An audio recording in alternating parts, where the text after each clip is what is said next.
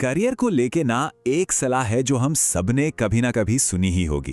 पर क्या ये इतनी सीधी साधी है जितनी दिखती है?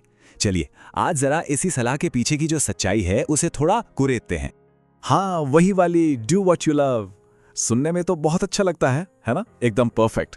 लेकिन आज हम इसी की एक एक परत खोलने वाले हैं। पर असली सवाल तो कुछ और है कि जुनून की वो पहली चिंगारी और एक टिकाऊ, एक सस्टेनेबल करियर, इसके बीच का जो सफर है वो कैसा होता है। ये वो हिस्सा है जिसके बारे में ज्यादातर लोग बात ही नहीं करते।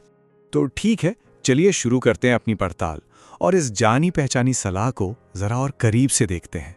देखिए, असली मुश्किल ना उस सलाह में है ही नहीं। असली चुनौती तो उन सवालों में है जो हम खुद से पूछते हैं। क्या हम वाकई सही सवाल पूछ भी रहे हैं?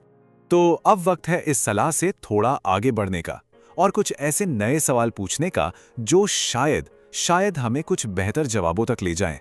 अक्सर हम सब यही पूछते हैं, मुझे क्या पसंद है? What do I love?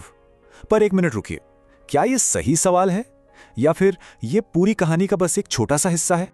क्या होगा अगर हम सवाल को थोड़ा बदल दें और पूछें, मैं गहराई से मतलब डीपली क्या सीख सकता हूं?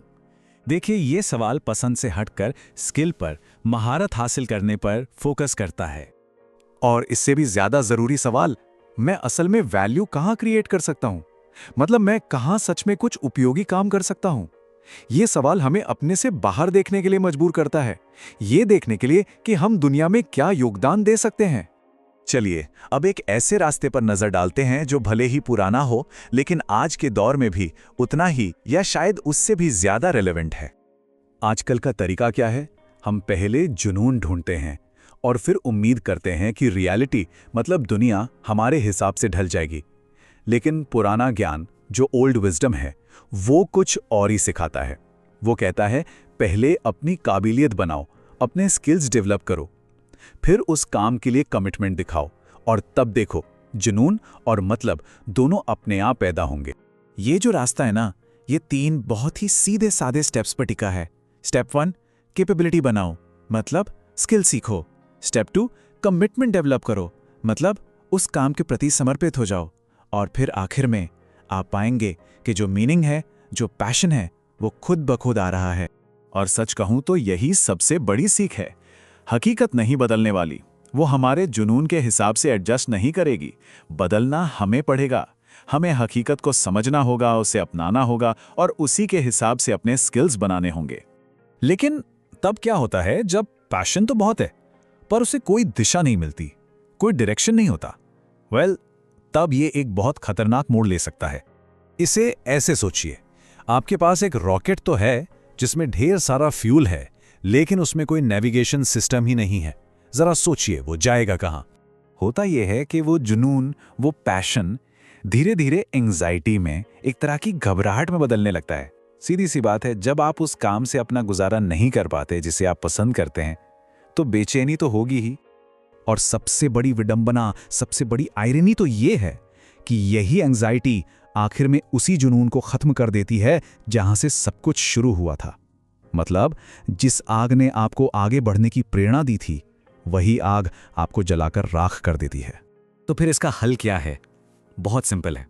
अपने जुनून के नीचे स्किल्स की, हुनर की एक मजबूत नींव बनाइए और ये पक्का कीजिए कि वो नींव इतनी मजबूत हो कि आपको फाइनेंशियली मतलब आर्थिक तौर पर सपोर्ट कर सके। चलिए अब इन सारी बातों को एक बहुत ही दमदार मेटाफोर, एक रूपक के साथ जोड़कर समझते हैं। ये सवाल बहुत पावरफुल है। सोचिए, अगर आपका जुनून, आपका पैशन वो आग है, वो फ्यूल है जो गाड़ी को चलाता है, तो फिर स्टीयरिंग व्हील किसके हाथ में है? गाड़ी को सही दिशा में ले कौन जा रहा है? और बस यही है आज का सबसे बड़ा सबक।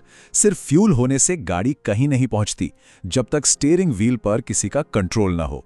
जुनून फ्यूल की तरह है, बिल्कुल, लेकिन आपकी मंजिल क्या होगी ये तो आपकी दिशा, आपके स्किल्स और आपकी स्ट्रैटेजी ही तय करेंगे। तो इसका मतलब ये नहीं है कि अपने जुनून को छोड़ दिया जाए, बिल्कुल नहीं। उसे बस एक डायरेक्शन देने की जरूरत है, उसे स्किल्स और प्लानिंग की ताकत देने की जरूरत है। क्योंकि याद रखिए, जुनून और दिशा का जो कॉम्बिनेशन है ना, वही एक लंबी और कामयाब यात्रा की असली गारंटी है।